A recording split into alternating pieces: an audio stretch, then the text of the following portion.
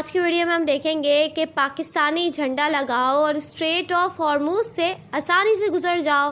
पाकिस्तानी झंडा अमन का पैगाम, जिसे देखकर मचा भारतीय मीडिया में कोहराम। तो लोग आपका झंडा इस्तेमाल कर रहे हैं अपनी जान बचाने के लिए। अब यहाँ सबसे बड़ा सवाल ये है कि आखिर पाकिस्तान पर ईरान इतना मेहरबान क्यों है। जब वो दुनिया के बड़े बड़े मुल्कों के जहाजों को रोक रहा है तो पाकिस्तान के लिए रेड कारपेट क्यों बिछाया गया है। इसकी कैसा देश है भाई। हम तो कभी कभी आश्चर्य में पड़ जाते हैं कि वो बिरयानी भी क्या खाता है वाशिंगटन में, फैसिलिटेटर भी हो जाता है, बम भी मारता है, टेररिस्ट भी एक्टिविटी भी करता है और मुज़ाकरात भी करवाता है। और मुल्क के जहाज पाकिस्तान का झंडा इस्तेमाल करके वहां से गुजरने में कामयाब हो रहे हैं। यह सिग्निफाई करता है कि एक्चुअली आपकी ईरान की नजरों में क्या रिस्पेक्ट है। पूरी दुनिया पाकिस्तान की तरफ देख रही है और इंडिया वाले धुरंधर फिल्म बनाते फिर रहे हैं। आप अपने जो काम पाकिस्तान कर रहा है वो हमें करना चाहिए था, लेकिन ऐसा हुआ नहीं। मैं आपको यह बात बता सकता हूं कि इवन इंडियन मीडिया जो है वो खुद इस बात को मान रहा है कि पाकिस्तान की बहुत अहमियत है। पाकिस्तान ने वाकई कमाल कर दिया है। और हमारा नरेंद्र मोदी इजराइल जाकर फादरलैंड करते रह गए और इधर शांति का दूत बनकर अमेरिका और ईरान के बीच में टेंशन कम करा रहा है। मतलब सोचिए कि असली पीछे की वजह पाकिस्तान की वो चतुर कूटनीति है जिसमें उसने खुद को एक शांति दूत के तौर पर पेश किया है। पाकिस्तान लेकिन एक ऐसी खबर आई है जिसने वॉशिंगटन से लेकर तेल अवीव तक सबको हैरान कर दिया। पाकिस्तान दुनिया के सबसे खतरनाक समुद्री गली स्ट्रेट ऑफ हॉर्मुज, जहां से गुजरने का मतलब है सीधे मौत के साए में सफर करना। 28 फरवरी को जब अमेरिका और इजराइल ने ईरान पर हमला किया तो लगा कि अब तीसरा विश्व युद्ध शुरू ही होने वाला है। ईरान ने गुस्से में आकर समंदर के इस सबसे अहम रास्ते पर ताला लगा दिया और नतीजा ये हुआ कि पूरी दुनिया में तेल की कीमतें $100 के पार चली गई। लेकिन एक ऐसी खबर आई है जिसने वॉशिंगटन से लेकर तेल अवीव तक सबको हैरान कर दिया। पाकिस्तान जो खुद अपनी डूबती अर्थव्यवस्था और भारी ऊर्जा संकट से जूझ रहा है, उसे ईरान ने इस बंद गली से निकलने का एक स्पेशल वीआईपी पास दे दिया है। आज के इस वीडियो में हम बात करेंगे पाकिस्तान की उसी सीक्रेट डील की। पाकिस्तान के विदेश मंत्री इसाक डार ने सोशल मीडिया पर एक ऐसी घोषणा की है जिसे वो अपनी बड़ी कूटनीतिक जीत बता रहे हैं। ईरान के साथ पाकिस्तान का एक समझौता हुआ है जिसके तहत अब पाकिस्तान के 20 जहाजों को हॉर्मुज स्ट्रेट से सुरक्षित निकलने की परमिशन मिल गई है। तय ये हुआ है कि हर दिन पाकिस्तान के 2 जहाज इस खतरनाक रास्ते को पार करेंगे। पाकिस्तान सरकार इसे अपने देश में जारी बिजली और गैस की किल्लत के बीच एक संजीवनी की तरह देख रही है। लेकिन यहाँ गौर करने वाली बात यह है कि इशाक डार ने इस डील का ऐलान करते वक्त अमेरिका के उपराष्ट्रपति जेडी वेंस, विदेश मंत्री मार्को रूबियो और ईरान के विदेश मंत्री अब्बास अरागची को सीधे टैग किया। इसका सीधा सा मतलब ये है कि पाकिस्तान सिर्फ अपने जहाज नहीं निकाल रहा, बल्कि वो पूरी दुनिया को चिल्ला चिल्ला कर बता रहा है कि देखो, मैं वो काम कर सकता हूँ जो इस वक्त दुनिया का कोई बड़ा देश नहीं कर पाया। देखिए, ईरान की सेना यानी इस्लामिक रिवॉल्यूशनरी गार्ड कॉर्प्स ने इस पूरे रास्ते को एक मिलिट्री चेक पोस्ट में बदल दिया है। यहाँ से गुजरने वाले हर जहाज की कुंडली खंगालने के बाद ही उसे आगे बढ़ने दिया जा रहा है। एक रिपोर्ट तो यहाँ तक कहती है कि युद्ध शुरू होने के बाद से समुद्री ट्रैफिक में 90% की गिरावट आ गई है। जहाँ पहले हजारों जहाज निकलते थे, वहाँ पिछले 1 महीने में सिर्फ 150 जहाज ही पार हो पाए हैं। और सबसे चौंकाने वाली बात यह है कि कुछ जहाजों से ईरान इस रास्ते को पार करने के बदले $20 लाख तक का सुविधा शुल्क वसूल रहा है। अब यहाँ सबसे बड़ा सवाल ये है कि आखिर पाकिस्तान पर ईरान इतना मेहरबान क्यों है। जब वो दुनिया के बड़े बड़े मुल्कों के जहाजों को रोक रहा है तो पाकिस्तान के लिए रेड कारपेट क्यों बिछाया गया है। इसके पीछे की वजह पाकिस्तान की वो चतुर कूटनीति है जिसमें उसने खुद को एक शांति दूत के तौर पर पेश किया है। पाकिस्तान और ईरान के बीच करीब 900 किलोमीटर लंबी सरहद है और ईरान इस वक्त दुनिया में बिल्कुल अलग थलग है। ऐसे में उसे एक ऐसे पड़ोसी की जरूरत है जो उसकी बात बड़े देशों तक पहुंचा सके। इसलिए पाकिस्तान के प्रधानमंत्री शहबाज शरीफ ने ईरान के राष्ट्रपति से फोन पर करीब 1 घंटे तक लंबी बातचीत की है। उन्होंने इजरायली हमलों की निंदा की और ईरान के साथ अपनी दोस्ती का दम भरा। इसी दोस्ती के इनाम के तौर पर ईरान ने पाकिस्तान के तेल और गैस वाले जहाजों को रास्ता देने का फैसला किया है ताकि पाकिस्तान अपनी अर्थव्यवस्था को थोड़ी राहत दे। पाकिस्तान असल में एक डबल गेम खेल रहा है। वो एक तरफ ट्रंप को ये दिखाना चाहता है कि उसका ईरान पर गहरा असर है और दूसरी तरफ वो अमेरिका को ये मैसेज दे रहा है कि अगर आपको मिडिल ईस्ट में कोई भी डील करनी है या हॉर्मुज का रास्ता खुलवाना है तो आपको पाकिस्तान की जरूरत पड़ेगी। पाकिस्तान इस वक्त अमेरिका की नजरों में खुद को जरूरी साबित करने की हर मुमकिन कोशिश कर रहा है ताकि उसे आने वाले समय में अमेरिका से मदद मिलती रहे। अब जहां पाकिस्तान इस डील का ढोल पीट रहा है, वहीं भारत बहुत ही शांति से अपना काम कर रहा है। डेटा बता रहा है कि भारत के झंडे वाले 2 एलपीजी टैंकर भी हॉर्मुज को पार करके भारत की तरफ बढ़ रहे हैं। भारत ने बिना किसी शोर शराबे के सीधे ईरानी अधिकारियों के साथ तालमेल बिठाया और अब तक अपने 4 बड़े जहाजों को सुरक्षित बाहर निकाल लिया है। हॉर्मुज से गुजरने के लिए रवायती शिपिंग लेन्स की जगह ईरानी समुद्री हदूद का इस्तेमाल किया। अखबार ने 2 पाकिस्तानी जराये का हवाला देते हुए कहा कि बाज़ तीसरे ममालिक के जहाज भी आपने हुर्मुज़ से गुजरने के लिए पाकिस्तानी पर्चों में इस्तेमाल कर रहे हैं। एक सफारतकार ने कहा कि बहुत सी शिपिंग कंपनियां अपना झंडा तब्दील करके पाकिस्तानी रजिस्ट्रेशन के तहत सफर कर रही हैं, जबकि दूसरे जरिए ने कहा कि इकदाम ट्रंप के लिए खैर सगाली पैगाम है। अच्छा, ये बड़ी इंटरेस्टिंग बात है। वो इंटरेस्टिंग इसलिए है कि जनाब मतलब वो जहाज जो एक्चुअली पाकिस्तानी नहीं है, डोनाल्ड ट्रंप ने भी अपनी गुफ्तगू में कहा था कि जनाब 8 जहाज ऐसे गुजरे जिनके ऊपर पाकिस्तानी झंडे जो है वो नस्ब थे। सो अगर किसी और कोई और मुल्क के जहाज पाकिस्तान का झंडा इस्तेमाल करके वहां से गुजरने में कामयाब हो रहे हैं, यह सिग्निफाई करता है कि एक्चुअली आपकी ईरान की नजरों में क्या रिस्पेक्ट है, कि मतलब लोग आपका झंडा इस्तेमाल कर रहे हैं अपनी जान बचाने के लिए। आमतौर पे जब जंग होती है ना, तो जंग में अगर किसी एक साइड के फौजी अगर अपने आप को गिरफ्तार करवाना चाहें या अपनी जान बख्शवाना चाहें तो सफेद रंग का जो है वो झंडा लहराते हैं। पाकिस्तान के झंडे की इस वक्त ये अहमियत है इस जंग के अंदर कि उसको इस्तेमाल किया जा रहा है कि हमारे पे हमला ना कर देना।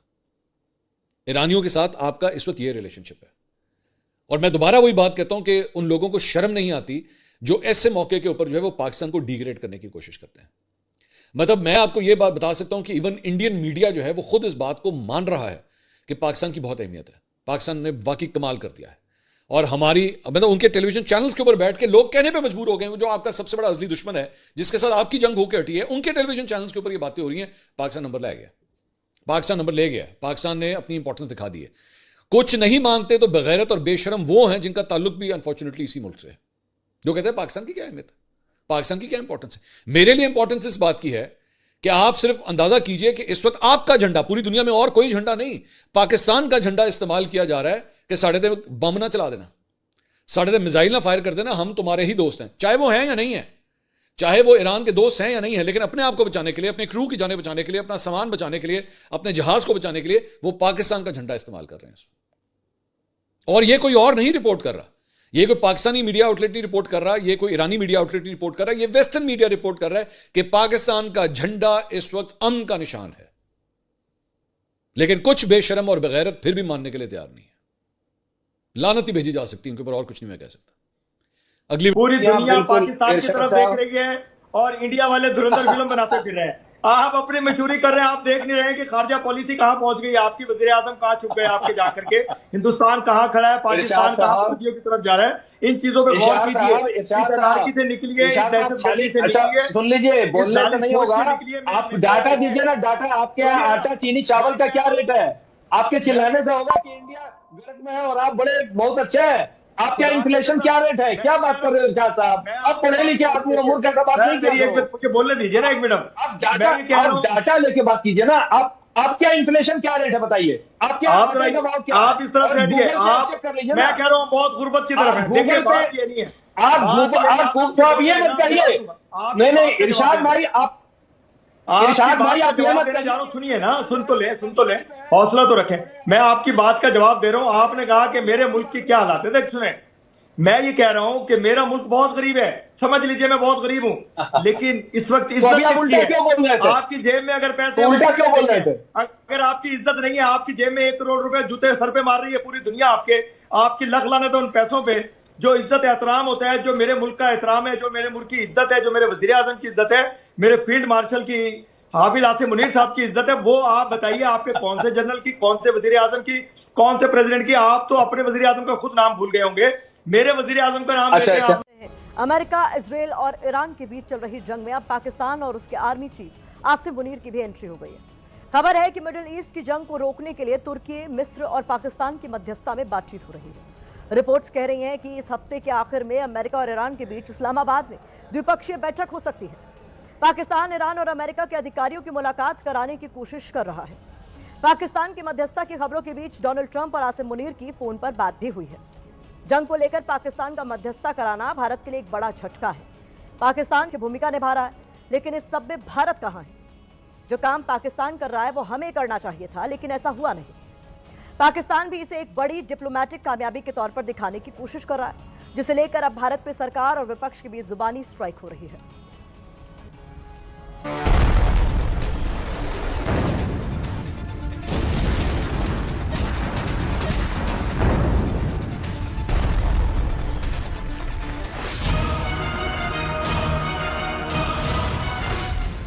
पहली हैरानी की बात तो यह है कि डोनाल्ड ट्रंप ने अचानक 5 दिन तक ईरान के पावर प्लांट पर हमला रोक दिया और दूसरी हैरानी की बात यह है कि पाकिस्तान मिडिल ईस्ट की जंग में मध्यस्थता की भूमिका में है। पाकिस्तान जैसे देश का मध्यस्थता कराना एक बड़ा सरप्राइज है, लेकिन इसी सरप्राइज को लेकर अब भारत में सियासत आई है। कांग्रेस नेता जयराम रमेश ने एक्स पर पोस्ट करते हुए लिखा, प्रमुख अंतर्राष्ट्रीय मीडिया संस्थानों की खबरों में कहा गया है कि अमेरिका, इजरायल और ईरान के बीच बातचीत से जुड़े मध्यस्थों में पाकिस्तान शामिल है। अगर ये खबरें सच है तो ये भारत के लिए एक बड़ा आघात है और इसके लिए स्वयंभू विश्वगुरु जिम्मेदार है। पाकिस्तान का मध्यस्थों में शामिल होने का मतलब है अमेरिका का शहबाज और मुनीर पर पूरा विश्वास होगा। आसिम मुनीर से तो डोनाल्ड ट्रंप फोन पर बात भी कर चुके हैं। तुर्की, मिस्र और पाकिस्तान ऐसे देश हैं जो इस वक्त अमेरिका के साथ संदेशों का आदान प्रदान कर रहे हैं। इन तीनों देशों के प्रतिनिधियों ने व्हाइट हाउस के दूत स्टीव विटकॉफ से मुलाकात की है। साथ ही इन देशों के प्रतिनिधियों ने ईरान के विदेश मंत्री अब्बास अरागची से भी अलग से मुलाकात की है। जंग के बीच पाकिस्तान का मध्यस्थता कराना भारत के लिए एक झटके की तरह है। अमेरिका ईरान के बीच पाकिस्तान का मध्यस्थता कराना सफल होगा या फिर नहीं, ये तो वक्त ही बताएगा। फिलहाल पाकिस्तान की एंट्री ने भारत में एक सियासी युद्ध की शुरुआत जरूर कर दी है। कैसा देश है भाई, हम तो कभी कभी आश्चर्य में पड़ जाते हैं कि वो बिरयानी भी क्या खाता है वाशिंगटन में, फैसिलिटेटर भी हो जाता है, बम भी मारता है, टेररिस्ट भी एक्टिविटी भी करता है और मुज़ाकरात भी करवाता है। नरेंद्र मोदी इजराइल जाकर फादरलैंड करते रह गए और इधर पाकिस्तान जैसा आतंकी मुल्क शांति का दूत बनकर अमेरिका और ईरान के बीच में टेंशन कम करा रहा है। मतलब सोचिए कि आसिम मुनीर युद्ध खत्म कराने में अहम रोल निभा रहा है, ट्रंप का बड़ा सिपा सालार बना हुआ है। अमेरिका के उपराष्ट्रपति जेडी वांस वार्ता के लिए आ रहे हो, ये वार्ता कहाँ हो रही है? इस्लामाबाद में हो रही है। मतलब ये सब क्या हो रहा है? पाकिस्तान आज जरूरी फैसलों का हिस्सा बन रहा है और भारत वहां से पूरी तरह से नादारद है। हिंदुस्तान दुनिया के इतने अहम मुद्दों से कभी भी इतना दूर नहीं रहा है, कभी भी इतना अलग थलग नहीं पड़ा है जैसा कि अब पड़ा हुआ है। मोदी जी के फर्जी मेडल का चस्का, विदेश नीति के नाम पर ही करना और जबरन गले मिल मिलकर फोटो खिंचवाने की कीमत आज देश चुका रहा है। लानत है, कहां लाकर खड़ा कर दिया मेरे देश को। भक्तों के पप्पा ने इजराइल को फादर बनाने के चक्कर में देश की फजीहत करा दी है। इंपॉर्टेंट डिसीजन मेकिंग से आज हिंदुस्तान गायब है। पाकिस्तान वाली जो बात कही, मेरे पास पाकिस्तान से बड़ी इंटरेस्टिंग और इंपॉर्टेंट रिएक्शन है। पहले तो पाकिस्तान के विदेश मंत्री जो वहां के उप प्रधानमंत्री भी हैं, इशाक डार, इन्होंने कल एक सोशल मीडिया पोस्ट किया और इन्होंने लिखा कि मैं एक अननेसेसरी स्पेकुलेशन देख रहा हूं सोशल मीडिया पर कि पाकिस्तान कोई फैसिलिटेट कर रहा है टॉक्स को। तो उन्होंने ये कहा कि हमें जो ऑफर या जो मैसेज दिया गया ईरान को कन्वे करने के लिए, हमने वो कर दिया, इतना उन्होंने कहा। और इसके अलावा कहां मिलेंगे, क्या बात होगी, उन्होंने कहा ये अननेसेसरी स्पेकुलेशन है। तो इनके विदेश मंत्रालय से ये सवाल हुआ, क्योंकि आपने देखा होगा 15 पॉइंट हमने भी आपको दिखाए थे कि 15 पॉइंट है सीज फायर के लिए जो ट्रंप ने दिए हैं ईरान के लोगों को बात करने के लिए। वो बात कंफर्म कर दी कल ट्रंप ने कि हाँ मैंने वो 15 पॉइंट भिजवाए थे, तो वो 15 पॉइंट तो कंफर्म है। पाकिस्तान के विदेश मंत्री मंत्रालय के प्रवक्ता से पूछा कि ट्रंप ने कहा है कि आपने वो 15 पॉइंट भेजे हैं ईरान को, इसके बारे में आप क्या बताएं? जैसे कि आपने देखा कि भारतीय मीडिया में किस तरह कोहराम मच चुका है कि पाकिस्तानी झंडा दुनिया भर में अमन का पैगाम बनता जा रहा है। स्ट्रेट ऑफ हार्मूज में भी पाकिस्तानी झंडा लगाकर आसानी से गुजर हो रहा है, जिसे देखकर भारतीय मीडिया को काफ़ी मिर्चें लग रही हैं। अगर आप भारतीय मीडिया का रिएक्शन पाकिस्तान पर देखना और सुनना पसंद करते हैं तो चैनल को सब्सक्राइब करें। अगली वीडियो में मुलाकात होगी, तब तक के लिए अल्लाह हाफ़िज़।